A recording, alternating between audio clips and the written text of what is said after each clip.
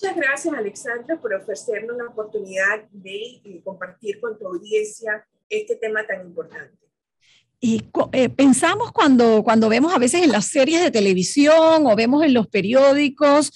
todo este tema de explotación sexual y trata de personas, que es un hecho lejano, pero como bien lo reflejan las cifras, es una realidad que se registra en Panamá y que creo que la pandemia de alguna forma ha agravado alguna situación, ¿no?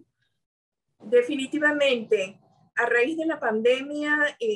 la sociedad en general, el mundo se ha volcado a la utilización del ciberespacio en este marco de este confinamiento como un espacio para socializar, para intercambiar, para trabajar, para inclusive educarse, lo que definitivamente ha generado un margen de vulnerabilidad en nuestras personas menores de edad e inclusive en nuestras adultas jóvenes, de ser capturados por este tipo de redes criminales que, como bien lo señalaste, son redes muy bien orquestadas que tienen multiplicidad de mecanismos, los cuales utilizan para poder identificar a sus víctimas, las que están mucho más vulnerables, y poder entonces sumergir y utilizar a sus víctimas en este tipo de mercado que se genera a través de la sexualidad.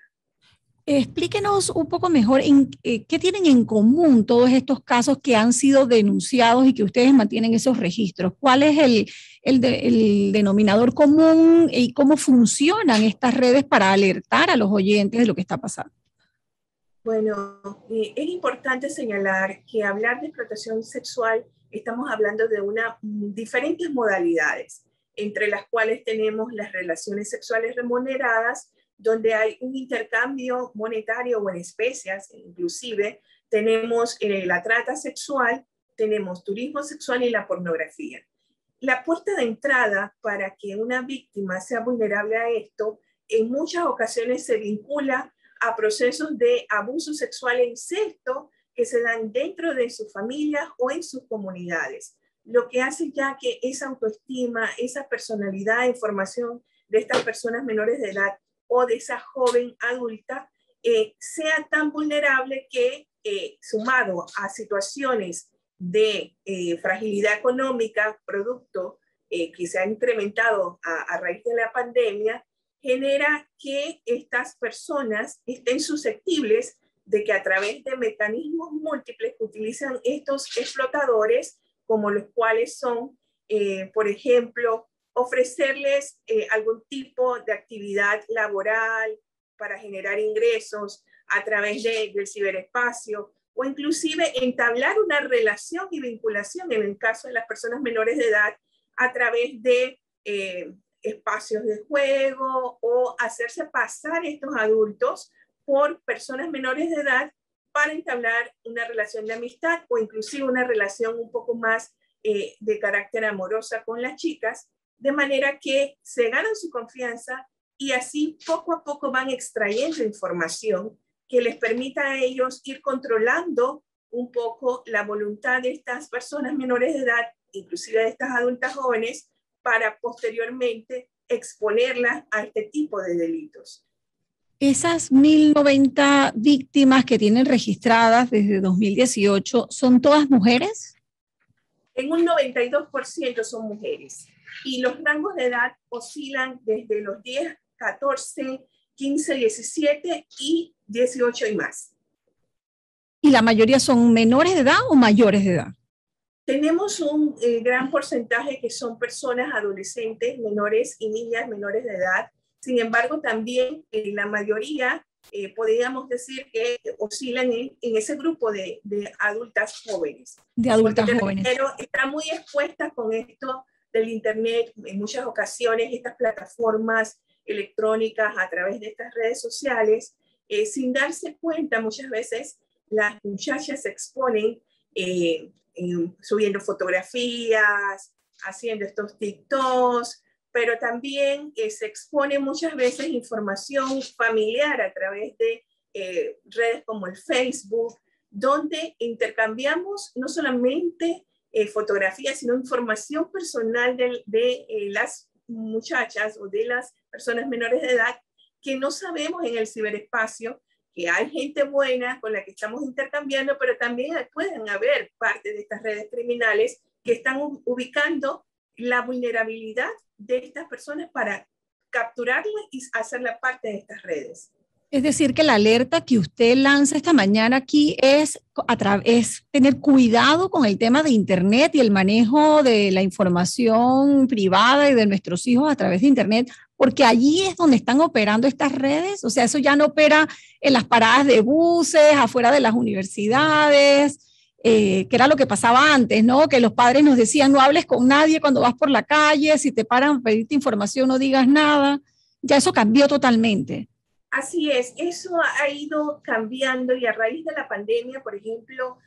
pudimos tener contacto de un informe de la Interpol donde señalan que precisamente se fueron incrementando este tipo de delitos a través de mecanismos de capturar a estas personas en el ciberespacio, donde definitivamente sí no tenemos mucho control de qué información estamos nosotros promoviendo en las redes. Es posible que vulnerabilicemos a nuestras personas menores de edad y a esas adultas jóvenes, reitero, de ser capturadas por estas redes. De ahí la importancia, Alexandra, de que el papá y la mamá, en el caso de las personas menores de edad, se acerquen a sus hijos, conversen más con sus hijos, les pregunten dónde están navegando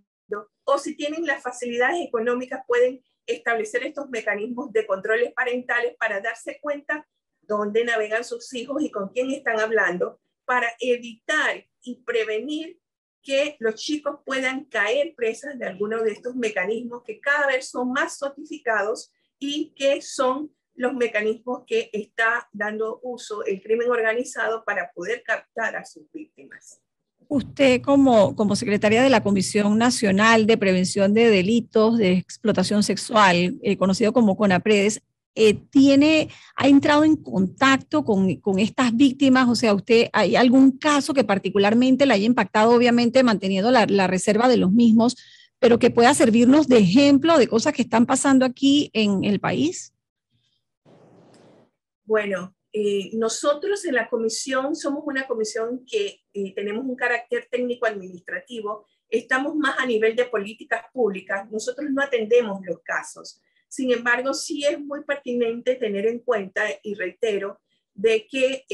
definitivamente una persona menor de edad o una adulta joven que sea víctima de este tipo de delitos es equiparable a esos crímenes de lesa humanidad porque defragmenta a la persona, la corta en pedacitos y unir esos pedazos es parte de los procesos de terapia que son de muy larga data y que hay que reconstruir nuevamente las vidas de estas personas, ya que son utilizadas y vejadas de carácter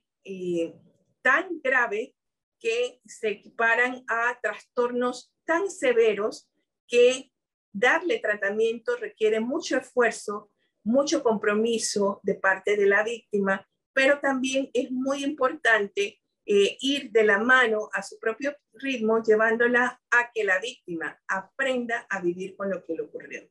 y pueda tener la posibilidad de seguirse desarrollando. ¿Y le preocupa a usted que pueda haber casos que no estén registrados, o sea, víctimas que ni siquiera se hayan atrevido a presentar denuncias? O sea, que estos números puedan ser mucho peores. Definitivamente hay esa posibilidad, Alexandra, porque te reitero, estamos hablando de un delito de altísimo perfil y una víctima que ya está presa y capturada por estas redes difícilmente puede tratar de buscar ayuda, ya que ejercen tanto poder y control sobre estas víctimas que inclusive a veces están amenazadas con que les pueden matar a su mamá, a su papá, a sus familias o a sus hijos si son adultas jóvenes, y esto hace que ese mecanismo de control coercitivo las sumerjan en esta situación y no tengan cómo escapar. Sin embargo, es muy importante la prevención y por eso nosotros estamos lanzando esta semana esa campaña con el hashtag Soy Persona No Objeto para que las posibles víctimas que todavía pueden estar en riesgo pero que no han sido captadas por estas redes criminales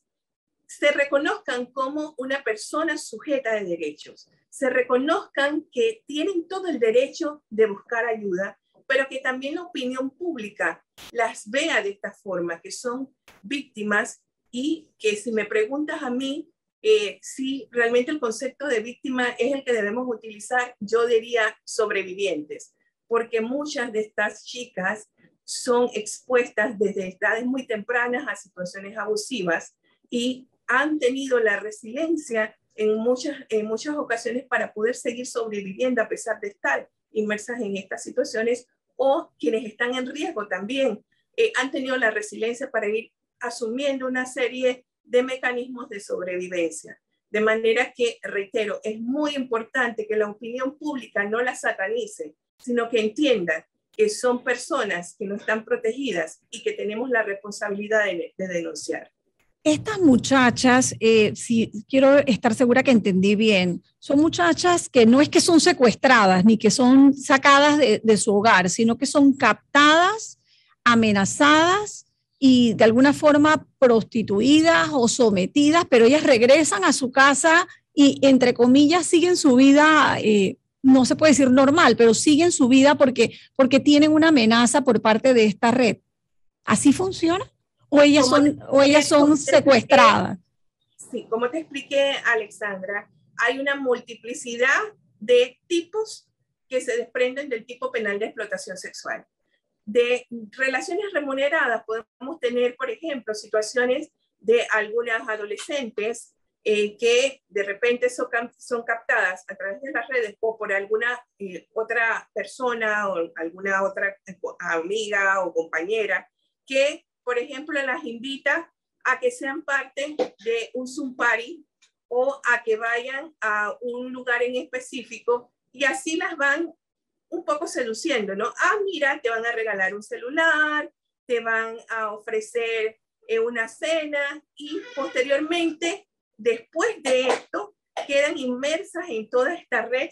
que conlleva ese tipo penal de relaciones sexuales remuneradas. En el marco de la trata sexual es donde específicamente, esto sí ya estamos hablando de un mecanismo un poco más especializado, donde te reitero, el hecho de ponerse mucho la información, el estar muy vulnerable por los temas económicos, en muchas ocasiones hacen que las chicas queden presas de situaciones donde le ofrecen un trabajo, por ejemplo, de trabajadora doméstica o de modelaje, y por tener la necesidad de un empleo, quedan expuestas a ser secuestradas para estas redes de trata que las sacan a veces de los países y las comercializan en estos lupanares. Y también tenemos dentro del tipo penal de pornografía infantil, donde específicamente es un factor de riesgo la exposición de este material fotográfico a través de las redes sociales de nuestros hijos, que a veces por cuestiones de inocencia y que la familia está orgullosa de su bebé, a veces lo sacan con los pañalitos o sin ropa y lo fotografían y lo suben a las redes. Estas fotografías que suben a las nubes, nosotros no tenemos garantía de quién más la está observando, quién más hace un capture de esto y está utilizando la fotografía de nuestro bebé sin que nosotros nos demos cuenta, y la comercializan en la la dark web, perdón. Así que tenemos que tener muy claro que hay una multiplicidad de tipos penales, los cuales pueden vulnerabilizar a las víctimas y ser capturadas para este tipo de situaciones. Y que trasciende las fronteras también, porque no es un delito nacional, no es una red, es que es internacional, ¿no? Este crimen es transfronterizo, definitivamente, y tenemos que tener claridad en esto. Por eso la razón por la cual estamos promoviendo esta campaña con el hashtag Soy Persona No Objeto, pero también haciendo ese llamado de atención fundamentalmente a los padres y madres de familia que tomen conciencia de acercarse, de cimentar esa confianza con sus hijos. Es el primer anillo de seguridad. Señales de alarma que usted puede recomendarle a los padres para que abran los ojos. ¿Cuáles son esas señales de alarma que pueden estar indicándonos que algo está pasando? Por ejemplo, si vemos que nuestros hijos están visitando